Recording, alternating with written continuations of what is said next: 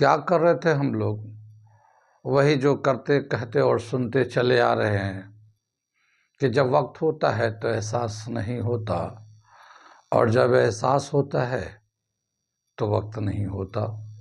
मैं साबिर अलीगढ़, आप देख रहे हैं ILCC अली क्लासेस, जो अलीगढ़ बेस्ड नीट जेई का रेजिडेंशियल कोचिंग क्लास है। साथ ही AMU, जामिया और दूसरे यूनिवर्सिटी के दूसरे एंट्रेंस की भी तैयारी कराते हैं। तो वो लोग जो लोग तैयारी करना चाहते हैं कांटेक्ट कर सकते हैं। ऑफलाइन ऑनलाइन दोनों ही मोड अवेलेबल है। ऑफलाइन में तो लोकल बच्चे अपने आके यहाँ अलीगढ़ के बच्चे जो अपनी तैयारी कर लेते हैं, लेकिन ऑनलाइन एक ऐसा प्लेटफॉर्म है जो अलीगढ़ के बाहर जो भी स्टूडेंट्स या हिंदुस्तान के किसी भी कोने से या हिंदुस्तान के बाहर किसी दूसरे कंट्री में रहते हैं और अलीगढ़ जामिया की तैयारी करना चाहते हैं, तो ऑनलाइन प्लेटफॉर्म पे हमारे साथ जुड़ सकते हैं और अपने आप को अलीगढ़ के क्वालिफाइड एंड एक्सपीरियंस टीचर से कंपटीशन के तैयारी कर सकते हैं।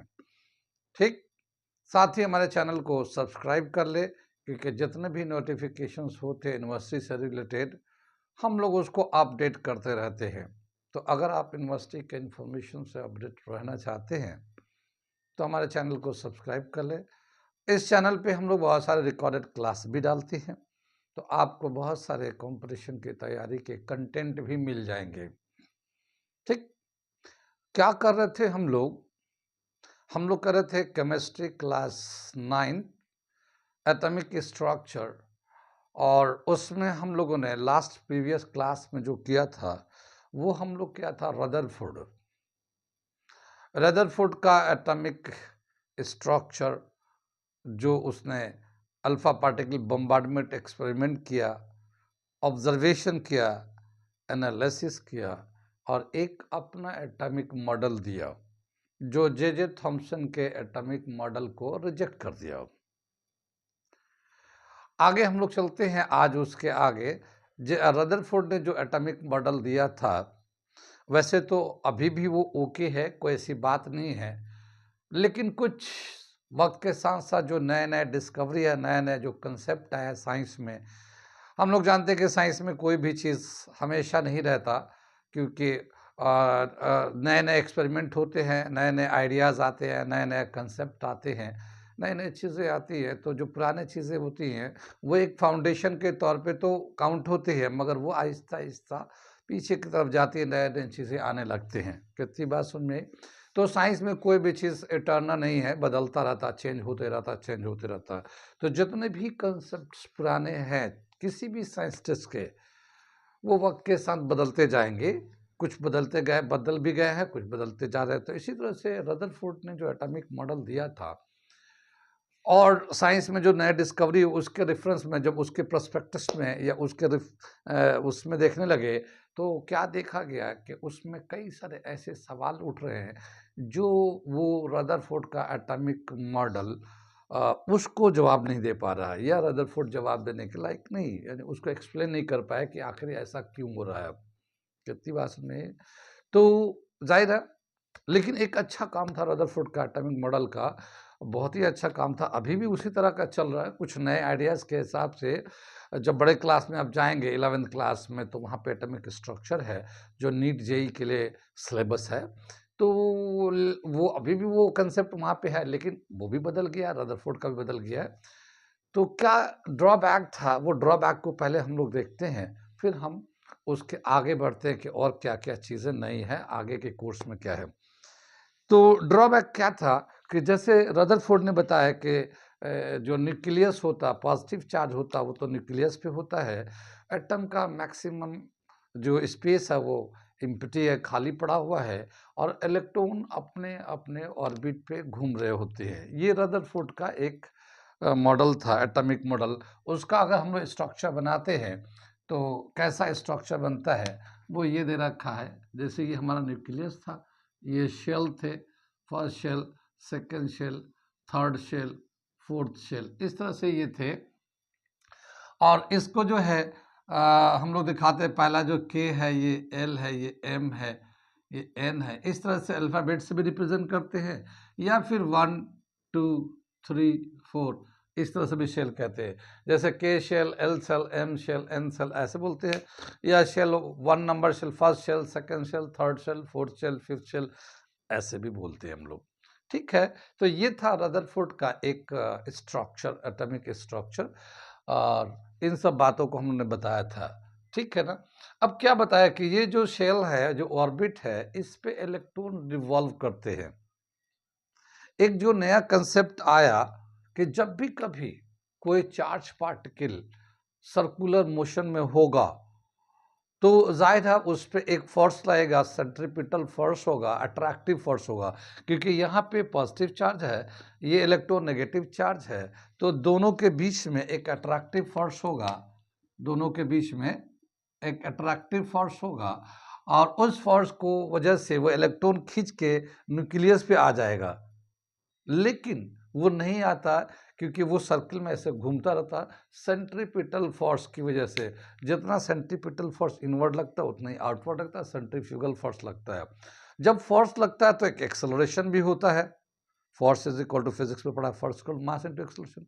तो एक एक्सेलरेशन होता है। कहने का मतलब ये है कि जो एक इलेक्ट्रॉन नेगेटिव चार्ज होता है, प्रोटॉन जो पॉजिटिव चार्ज न्यूक्लियस पे होता है, तो इलेक्ट्रॉन रिवॉल्व कर रहा होता है, उस पर एक तरह का अट्रैक्टिव फोर्स लगता है, उस फोर्स की वजह से एक एक्सेलरेशन होता है। और कोई भी बॉडी जो एक्सेलरेट करता है एनर्जी को लॉस करता है, एनर्जी को रेडिएशन के फॉर्म में, रेडिएशन के फॉर्म में एनर्जी लॉस करता है जो रिवॉल्व करता है। अब अगर एनर्जी लॉस करेगा तो वो इलेक्ट्रॉन का एनर्जी कम हो जाएगा। जब वो एनर्जी कम होगा तो फिर क्या होगा उसको, तो एक स्ट्रक्चर बताया दिया है यहाँ पे। पहले मैं हेडिंग डाल दूं, यहाँ पे हेडिंग तो डाला है ही नहीं। ड्रॉबैक ऑफ, ड्रॉबैक ऑफ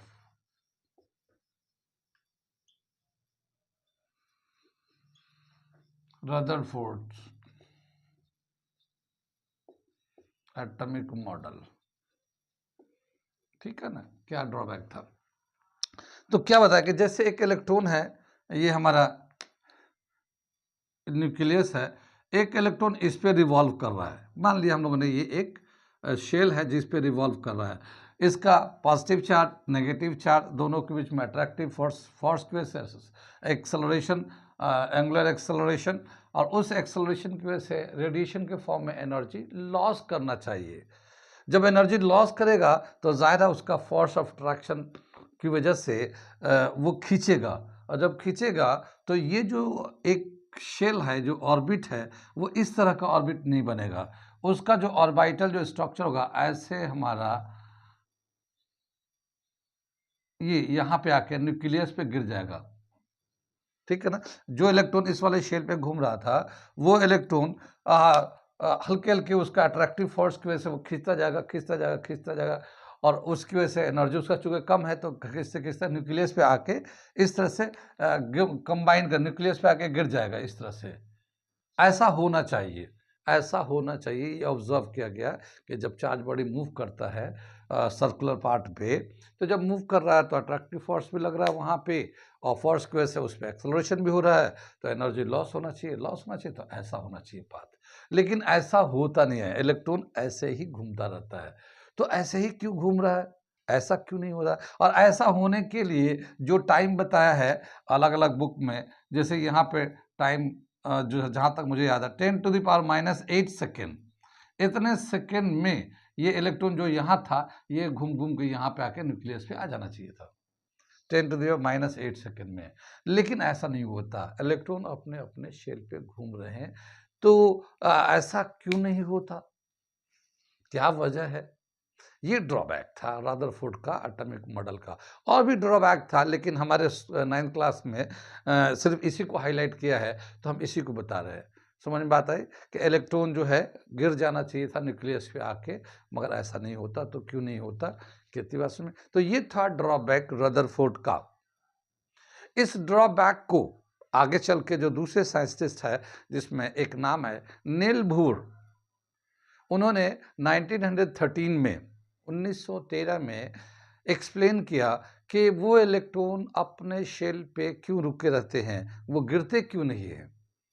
क्योंकि रदरफोर्ड तो एक्सप्लेन की नहीं, रदरफोर्ड उस वक्त तक रहे नहीं जिस वक्त तक ये सवाल उभर के आया, क्योंकि ऐसा तो है नहीं कि उसी वक्त सवाल आ गया, बहुत दिनों के बाद कुछ नए कंसेप्ट आया, फिर उस नए कंसेप्ट के रेफरेंस में जब देखा गया तो पता चला कि ये भी तो ऐसा होना चाहिए था, लेकिन उस वक्त रदरफोर्ड रहे नहीं जवाब देने के लिए। तो फिर बाद के साइंटिस्ट उसको जवाब देते हैं। तो नेल बोर बताते हैं, नेल बोर जो थे 1913 में उन्होंने इस चीज़ का एक्सप्लेनेशन दिया और अपने नाम से उसको मॉडिफाई करके नेल बोर एटॉमिक मॉडल नाम रख दिया उसका। लेकिन हाँ, उस सवाल का जवाब दिया। अब क्या दिया जवाब, मैं वो बताने जा रहा हूँ। ड्रॉबैक समझ में आ गया, ठीक है। ये ड्रॉबैक था कि इलेक्ट्रॉन गिर जाना चाहिए, इस तरह से नहीं रहता है, ऐसे गिर जाना चाहिए। लेकिन ये ऐसे ही रहता है, तो इसका ड्रॉबैक को जवाब दिया नील बोर ने।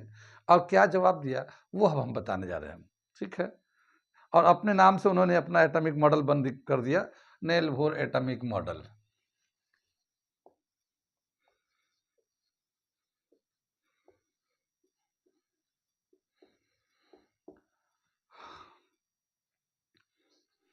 ठीक है। नील बोर ने 1913 में जो रदरफोर्ड का ड्रॉबैक था उसको उन्होंने रेक्टिफाई कर दिया।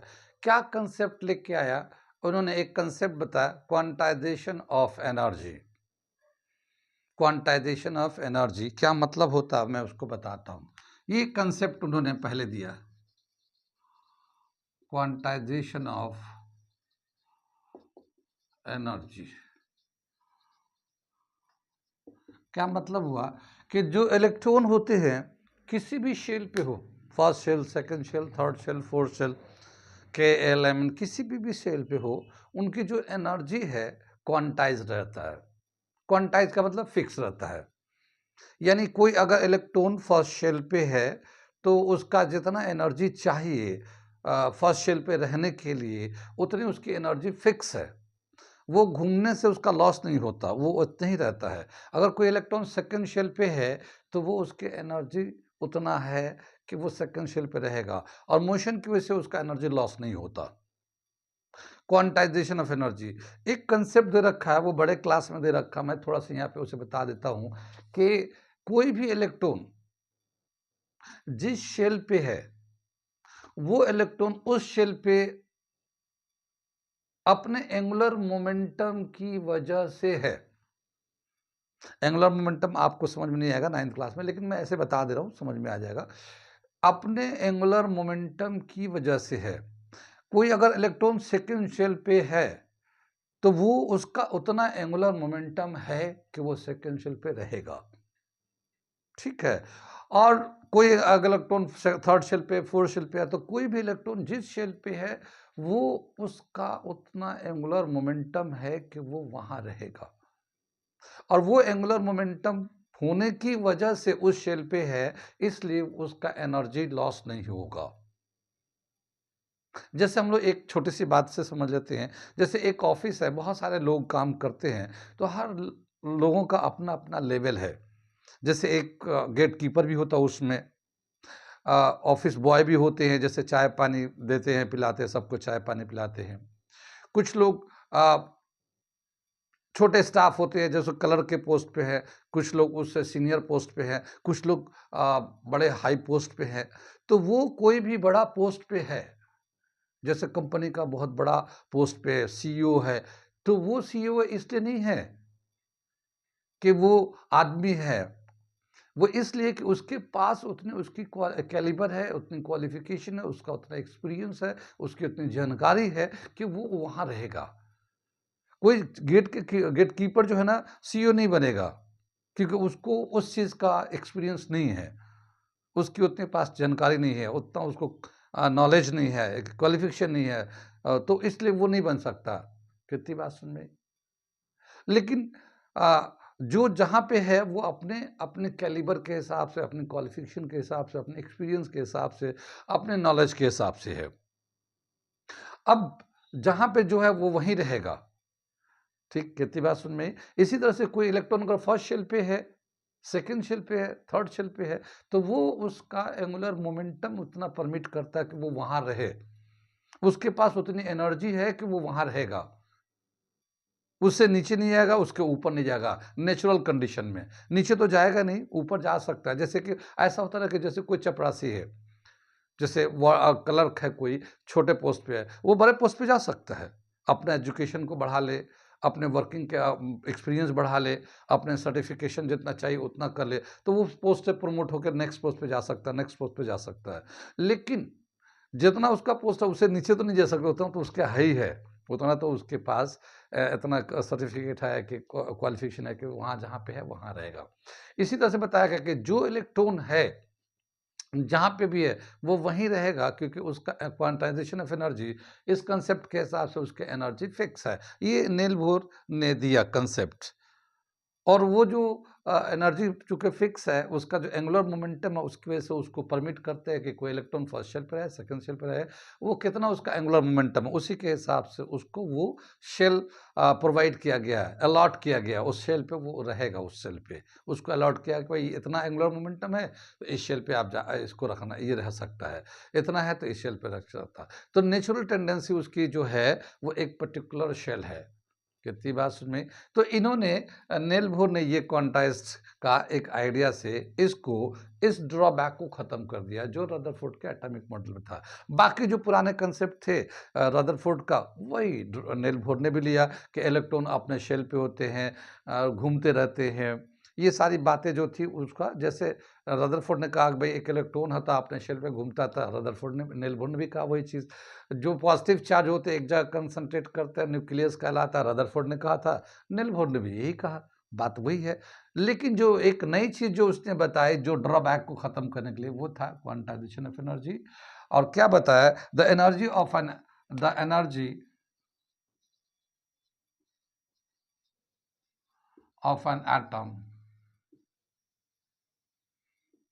Atom remain conserved.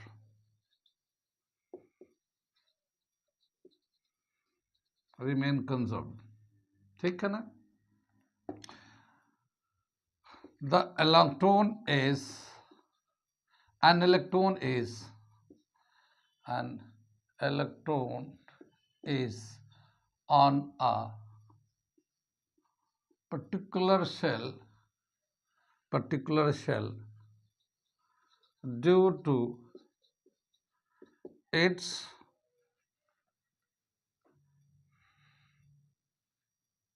angular momentum.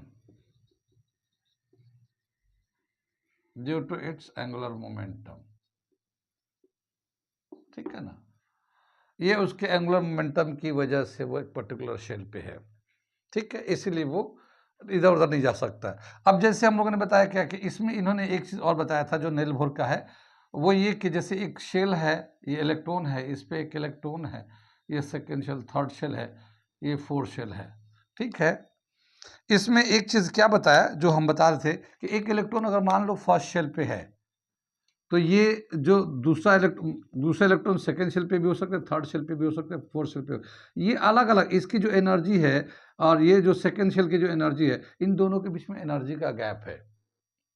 First shell की एनर्जी फर्स्ट शेल पे है, सेकंड शेल पे है, थर्ड शेल, फोर्थ शेल है, तो ये फर्स्ट शेल की अपनी एक एनर्जी है, सेकंड शेल की अपनी एक एनर्जी है, थर्ड शेल की अपनी एक एनर्जी है, फोर्थ शेल की अपनी एक एनर्जी है। इनके एनर्जी में गैप है, एनर्जी का गैप है यहाँ से यहाँ तक का।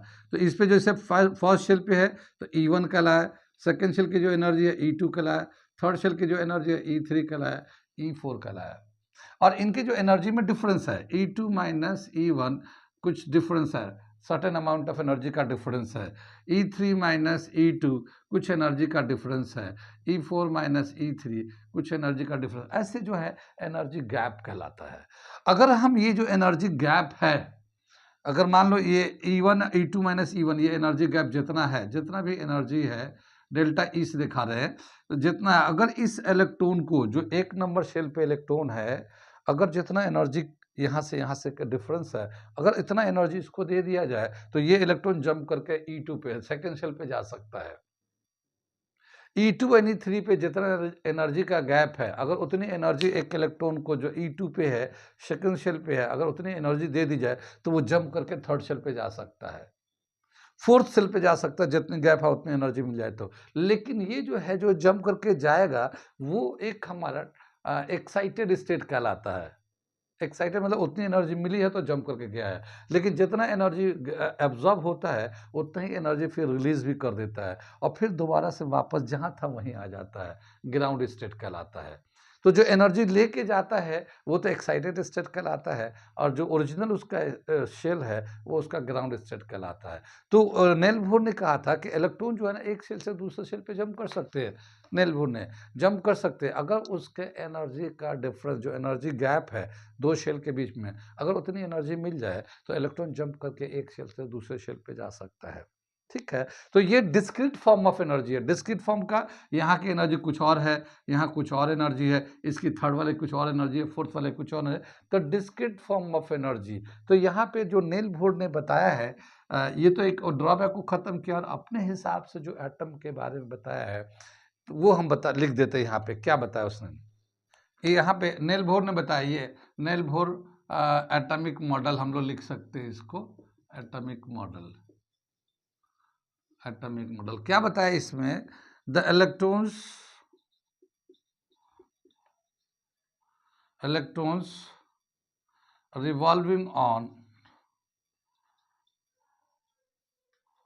revolving on different shell has discrete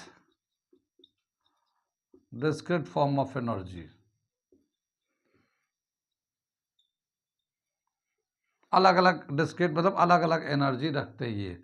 और इसी तरह से दूसरा पॉइंट बताया, it does not revolving electron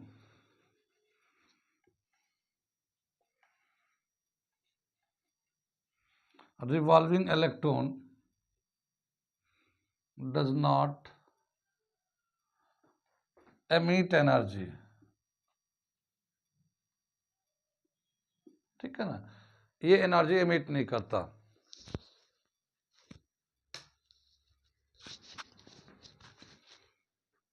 ये एनर्जी को एमिट नहीं करता, discrete form of energy, revolving electron does not emit energy, इसके हिसाब से। ठीक है, तो ये था हमारा नेल बोर का एक आइडिया। मेन जो आइडिया था वो quantization of energy, quantization of angular momentum. Angular momentum quantized, energy उसकी क्वांटाइज है, ना वो एनर्जी लॉस करता है ना वो अपने शेल से इधर उधर जा सकता है। हाँ, एनर्जी गैप जितना है, अगर उतना गैप एनर्जी मिलता है तो ऊपर जा सकता है। तो ये था हमारा नेल बोर का एटॉमिक कंसेप्ट, थोड़ा सा मॉडिफाई किया, बाकी एज इट इज था। नेल बोर को भी बताते हैं कि रदरफोर्ड जो है ना बहुत काम किया है। रदरफोर्ड के बारे में हम लोगों ने बताया नहीं, थोड़ा सा मैं रदरफोर्ड को बताता हूँ। इसे मैं मिटा दूँ, इसे समझ में आ गया ये। ठीक है, तो ये था हमारा नेल बोर का एटॉमिक मॉडल और ये दिया था 1913 में। यानी आप अभी से अगर हम 2024 है ये, और अगर अभी से काउंट करते हैं तो लगभग 110 साल पहले की बात है ये। 110 ईयर्स बीत गया इस कंसेप्ट का, और इसमें भी बहुत सारे नए नए कंसेप्ट आ गए हैं जिसको इंक्लूड करके नए एटॉमिक मॉडल बनाया गया है जो 11th क्लास में दिया हुआ है। ठीक है, क्वांटम नंबर के नाम से दिया हुआ है, वो बड़े क्लास में जब जाएंगे तो पढ़ेंगे, तो आपके कोर्स में तो है नहीं। जितना था ये एटॉमिक स्ट्रक्चर से रिलेटेड मैं बता रहा हूँ ये। ठीक है, तो यहाँ पे नेल बोर का एटॉमिक मॉडल हम लोगों ने बता दिया। आगे दे रखा है जैसे रदरफोर्ड है, हमने बताया था कि कंपटीशन में कुछ भी पूछ लेता है, तो इन साइंटिस्ट के बारे में भी थोड़ा थोड़ा जानकारी रखनी चाहिए। ठीक है ना, हम लोग रदरफोर्ड के बारे में थोड़ा सा ये समझ लेना चाह रहे हैं क्योंकि हमारे बुक में थोड़े से दे रखा है, तो इसलिए हम लोग उसको समझना चाह रहे हैं। क्या दे रखा है, रदरफोर्ड जो है ना 30 अगस्त 1871 में इनका ही वॉज बोर्न, यानी ये इस डेट में तो पैदा हुए। इनको हम लोग क्या कहते हैं, इनको फादर ऑफ न्यूक्लियर फिजिक्स कहा जाता है। न्यूक्लियर फिजिक्स, रदरफोर्ड को फादर ऑफ न्यूक्लियर फिजिक्स कहा जाता है। इन्होंने रेडियो एक्टिव के बारे में, रेडियो एक्टिव, ठीक है ना, रेडियो एक्टिव के बारे में बहुत काम किया।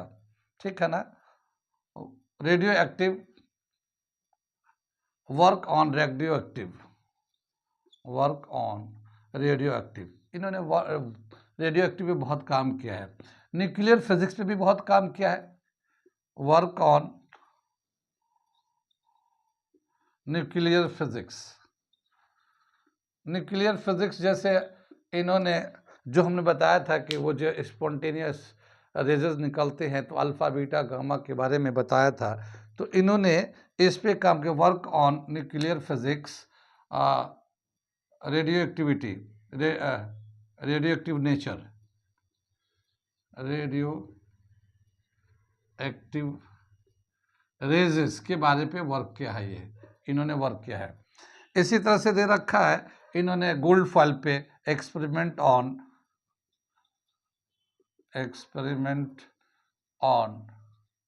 गोल्ड फॉइल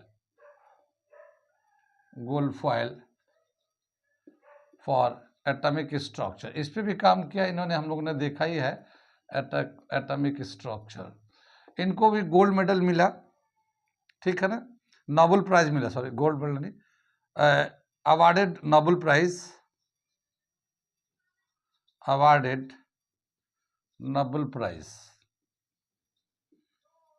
in 1908, ठीक है। तो ये थोड़ा सा इनका ब्रीफ इंफॉर्मेशन जो दे रखा है एनसीईआरटी में, मैंने इसे लिख दिया। क्या है कि फादर ऑफ न्यूक्लियर फिजिक्स किसको कहते हैं, ऐसा पूछ लिया, 4 नाम दे दिया। तो इस तरह से बहुत सारे सवाल बन सकते हैं इनके उस पे, ठीक है।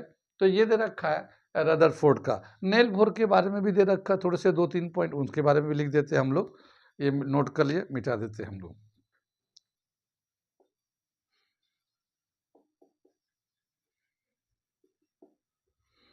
नेल बोर ने इनके बारे में क्या दे रखा कि ये बोर्न ऑन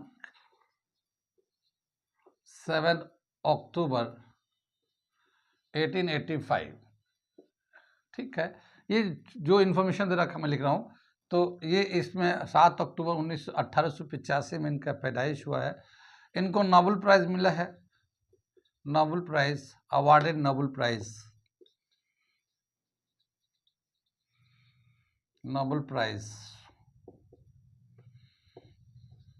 एंड 1922 में इनको नोबेल प्राइज मिला था। इन्होंने जो एटॉमिक स्ट्रक्चर पे ही काम किया, जैसे अभी हमने बताया था रदरफोर्ड का जो ड्रॉबैक था उसको रेक्टिफाई किया, और भी बड़े क्लास में जब जाएंगे तो पढ़ेंगे spectrum, line spectrum, continuous spectrum. तो स्पेक्ट्रम से रिलेटेड बहुत सारी बातें इन्होंने बताए हैं। ये स्पेक्ट्रम क्या है, ये आपके कोर्स में नहीं है, वो बड़े क्लास में जाएगा तो हम समझेंगे, या फिर हमारे केमिस्ट्री जो 11th क्लास का हमारा एटॉमिक स्ट्रक्चर का हमने उसका वीडियो बना रखा है, आप वहाँ पे जाके जब पढ़ेंगे तो आपको वहाँ पे पूरा स्पेक्ट्रम क्या होता है, कैसे होता है, क्या क्या होता है, वो सारी बातें हमने वहाँ बता रखी है। तो वो वहाँ पे उस पर उन्होंने बहुत काम किया है, नेल बोर ने बहुत काम किया है। तो उन्होंने उसको जो ऑब्जर्वेशन किया उसके रिलेटेड कई सारी किताबें लिखी है, उस पर पब्लिश किया है। Atomic structure, nature of spectrums, cause of spectrum, यानी कि स्पेक्ट्रम बनता कैसा करता है, एटॉमिक स्ट्रक्चर क्या है, स्पेक्ट्रम क्या है, रेजेस कैसे एमिट होते हैं, कंटिन्यूस स्पेक्ट्रम, लाइन स्पेक्ट्रम का क्या मतलब होता है, इन सब बातों से रिलेटेड उन्होंने कई सारी किताबें लिखी है, ठीक है ना। तो उसके बिहाफ पे, उनके वर्क के बिहाफ पे उनको नोबेल प्राइज मिला है 1922 में, ठीक है। तो इनके बारे में ज़्यादा पॉइंट तो नहीं दे रखा, इतने पॉइंट्स आपके बुक के हिसाब से दे रखा। तो ये थे नेल बोर। कहाँ तक समझ में बात आ गई एटॉमिक स्ट्रक्चर के। अब तो यहाँ से जब आगे चलेंगे ना एटॉमिक स्ट्रक्चर पे, तो आगे चला जाता है वो बड़े क्लास के लिए, वो quantum theory, quantum number, principal quantum, azimuthal quantum, वो अलग हो जाता है, तो उसकी ज़रूरत नहीं है। अब हम लोग यहाँ से आगे आ जाते हैं, और अगला क्या दे रखा है वो हम बताने जा रहे हैं, ठीक है ना, जो आपके बुक के हिसाब से दे रखा है। क्या दे रखा है वो, कि एक आटम के अंदर प्रोटॉन होता है, इलेक्ट्रॉन्स होते हैं, रदरफोर्ड और नेल बोर के रेस्पेक्ट में प्रोटॉन होते हैं और इलेक्ट्रॉन्स होते हैं। प्रोटॉन कहाँ होता है, न्यूक्लियस पे होता है, और इलेक्ट्रॉन जो है ना अपने अपने शेल पे रिवॉल्व करते हैं, ठीक है।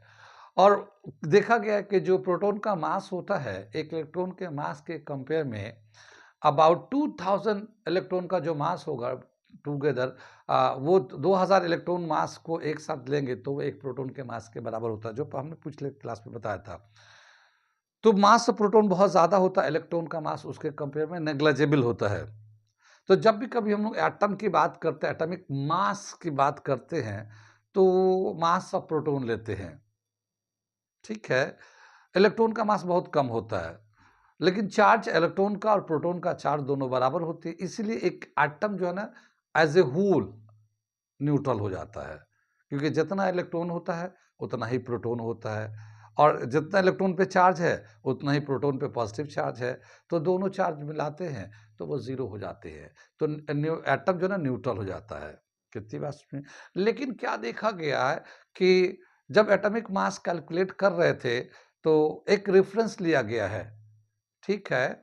जैसे हाइड्रोजन के मास का रेफरेंस लिया गया है, हाइड्रोजन के मास का रेफरेंस लेकर मास कैलकुलेट किया गया। वैसे तो कार्बन का लेते हैं, कार्बन का एटॉमिक मास से लेके बाकी को मास कैलकुलेट किया गया है, लेकिन शुरुआती दौर में हाइड्रोजन का मास सबसे कम था, तो उसी के मास को बेस बना के और उसको उसके कंपेयर में कौन कितना, जैसे हाइड्रोजन का मास जो था वो सबसे छोटा था, तो उसके रिस्पेक्ट में कौन कितना ज़्यादा है, उसी के हिसाब से उसके मास को बताया गया।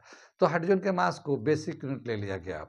अब हाइड्रोजन के मास जितना होता है, कार्बन का जैसे मान लो कार्बन है, तो कार्बन का जो एटॉमिक नंबर है वो 6 है, यानी 6 इलेक्ट्रॉन है, तो 6 प्रोटॉन होना चाहिए, और 6 प्रोटॉन होता भी है, 6 प्रोटॉन भी होता है, 6 इलेक्ट्रॉन है तो 6 प्रोटॉन होगा। अब प्रोटॉन के 6 प्रोटॉन का जो मास होना चाहिए, कितना होना चाहिए? ठीक, 6 प्रोटॉन का मास कितना होना चाहिए?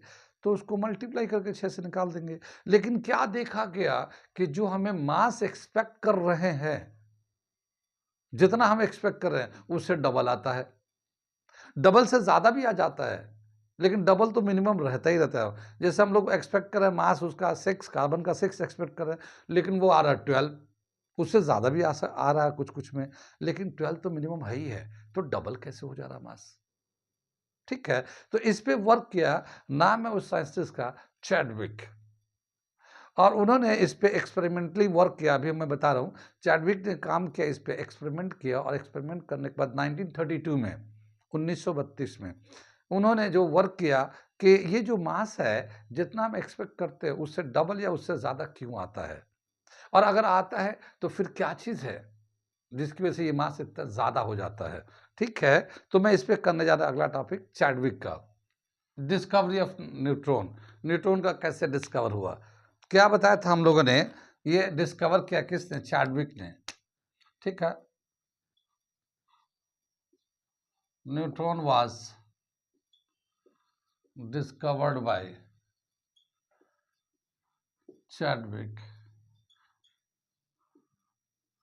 इन 1932।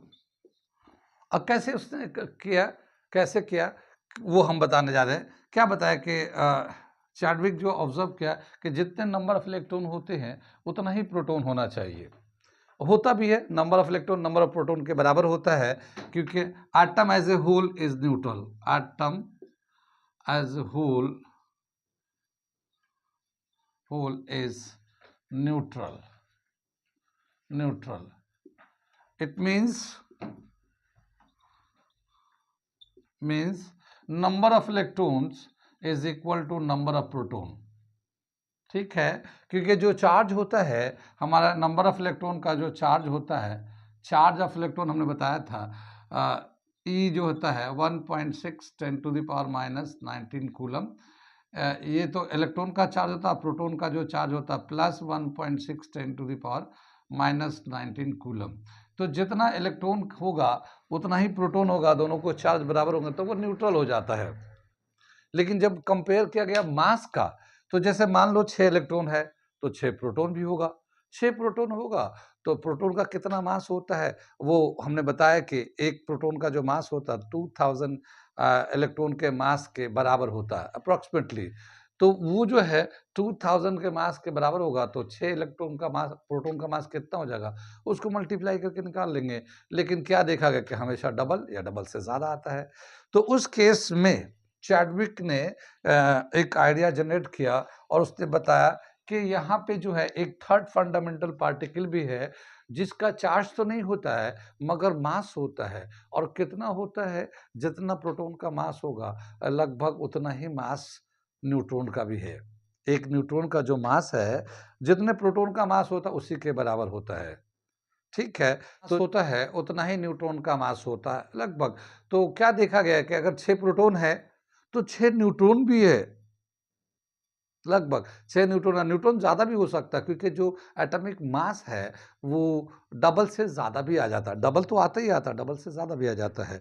तो क्या देखा गया कि इसको जो है किसी एलिमेंट का जो एटॉमिक मास है, एटॉमिक मास जो था, ठीक है, मास ऑफ प्रोटॉन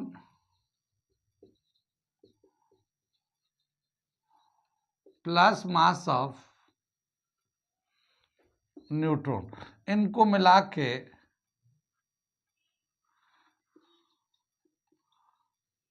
ये टोटल मास होता है। किसी भी एटम का जो टोटल मास होता है mass of proton plus mass of neutron होता है। एटॉमिक नंबर जो होता है, atomic number, number of electron और number of proton,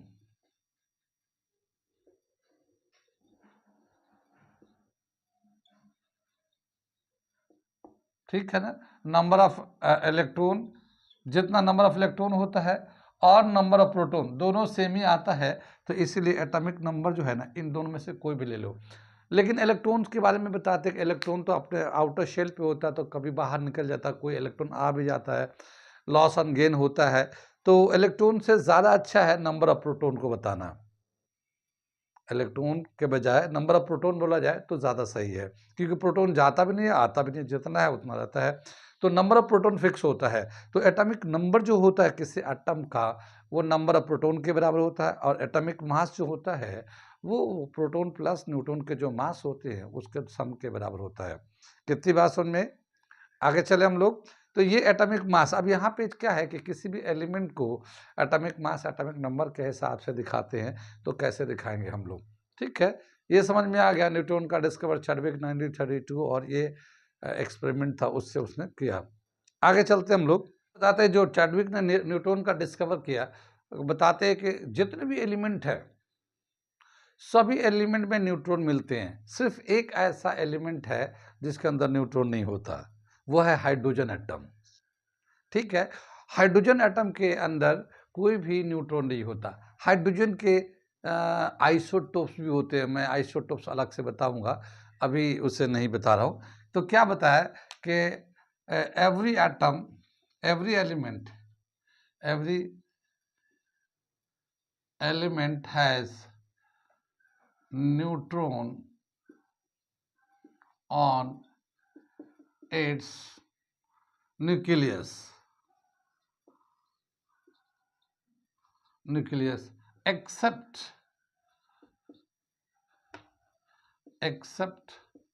hydrogen atom. ठीक है ना, हाइड्रोजन एटम, हाइड्रोजन एटम के अंदर न्यूट्रॉन नहीं होता। ये बहुत ही कॉमन क्वेश्चन होता है, अक्सर एंट्रेंस में पूछते रहते हैं कि which of the following has no neutron. तो हाइड्रोजन के अंदर जो है ना न्यूट्रॉन नहीं होता है। और बाकी सभी में, जैसे हाइड्रोजन के बाद जो है ना लिथियम है, हीलियम है, लिथियम है, बेरिलियम है, बोरोन है, सभी एलिमेंट के अंदर जो है उसके न्यूट्रॉन मिलते हैं।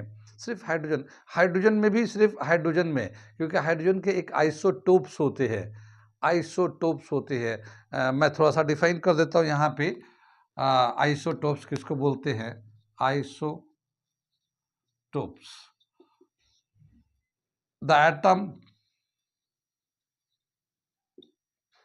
having same atomic number, having same atomic number but different atomic mass,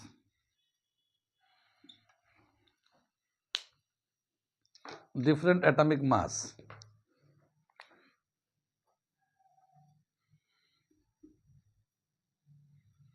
mass is called isotopes, ठीक है ना।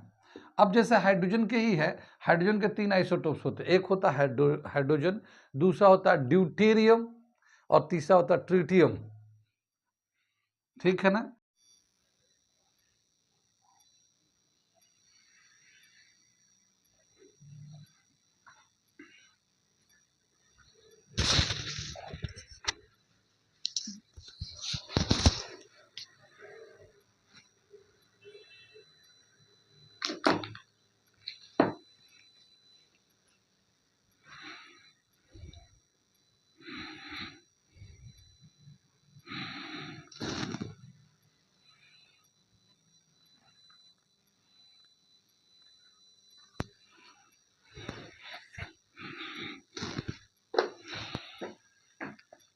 ठीक है, तो ये हमारा जो कोई भी एलिमेंट होता है तो यहाँ लिखते हैं, एटॉमिक नंबर यहाँ लिख देते हैं, एटॉमिक मास ऊपर लिख देते हैं।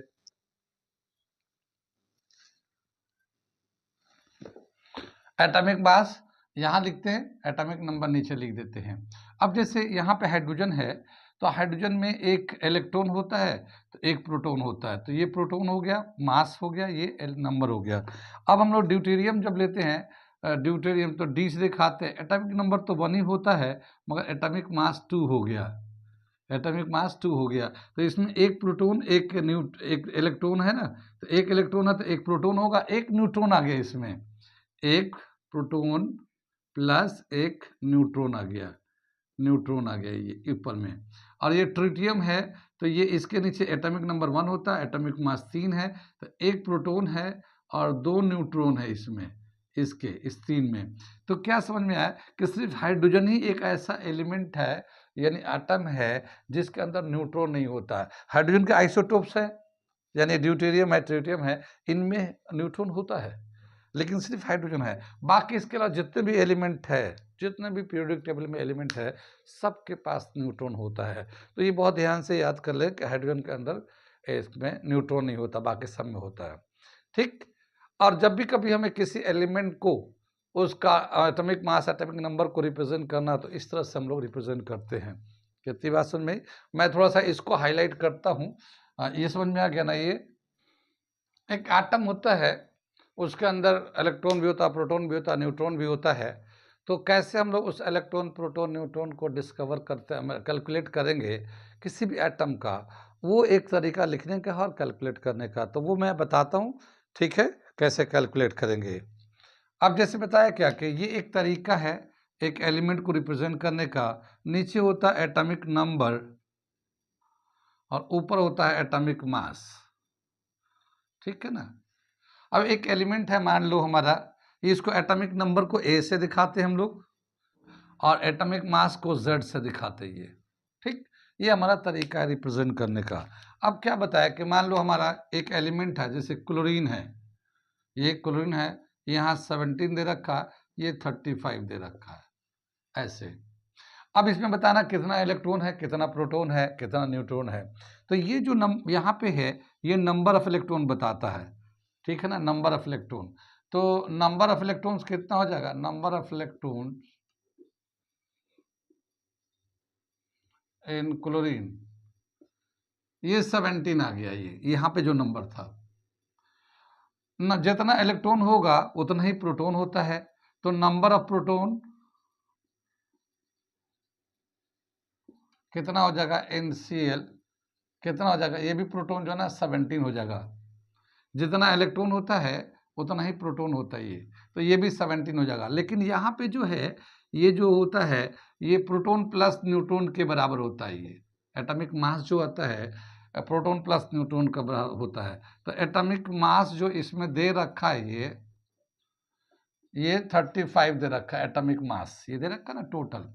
एटॉमिक मास में होता है number of proton plus number of neutron, number of neutron, ये 35 दे रखा है ये, ठीक है ना। Number of proton plus number of neutron सब 35 है, लेकिन नंबर ऑफ प्रोटॉन यहाँ तो 17 है, तो नंबर ऑफ न्यूट्रॉन कितना हो जाएगा, 35 माइनस नंबर ऑफ प्रोटोन, ठीक है। तो 35 माइनस 17 ये 18 आ जाएगा ये, ठीक है। तो 18 जो है ना न्यूट्रॉन है, 17 प्रोटॉन है और 17 इलेक्ट्रॉन है। इस तरह से हम लोग कैलकुलेट करते हैं। यहाँ जो नंबर दिया हुआ है वो इलेक्ट्रॉन होता है, जितना इलेक्ट्रॉन होता है उतना ही प्रोटॉन होता है, ठीक। आगे बताया क्या कि ये जो एटॉमिक मास है वो प्रोटॉन प्लस न्यूट्रॉन के दोनों को प्लस के बराबर होता है। तो जितना प्रोटॉन का नंबर होगा यहाँ डाल के, और यहाँ पे जैसे ये दोनों proton plus neutron equal to 35, proton का नंबर तो हमें ही है, इधर भेज देंगे तो नंबर ऑफ न्यूट्रॉन होगा atomic mass minus number of proton, atomic mass minus number of proton कर देंगे, माइनस कर देंगे, नंबर ऑफ न्यूट्रॉन आ जाएगा। कुछ समझ में बात आई? एक सवाल मैं और करा देता हूँ, उसके बाद एक दो सवाल आपको देता हूँ करने के लिए, ठीक है ना, आज के लिए।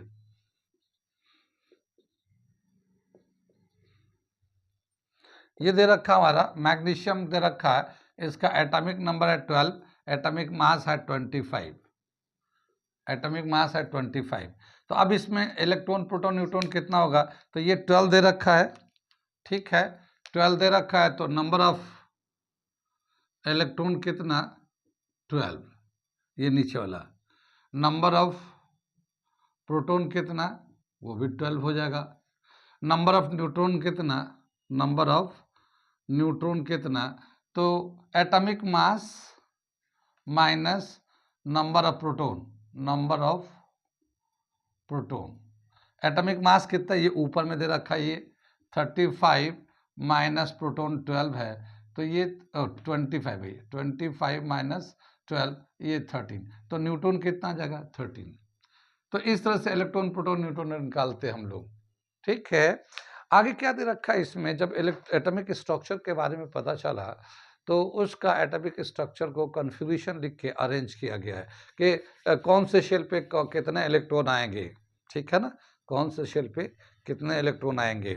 इस बीच में उसको तो हम लोग बताएंगे, अभी कंटिन्यू करेंगे हम लोग अगले क्लास में, आज यहीं पे रहने देते हैं, ठीक है। इस बीच में आप लोग कम से कम एटॉमिक नंबर 20 तक एलिमेंट कौन सा, जैसे फर्स्ट एलिमेंट का एटॉमिक नंबर 1 है, वो हाइड्रोजन है, एटॉमिक नंबर 2 हीलियम है, एटॉमिक नंबर 3 लिथियम है। तो इस तरह से 20 एलिमेंट तक नाम, उसका एटॉमिक नंबर और एटॉमिक मास कितना होता है उसे याद कर लीजिए आप लोग, ठीक है।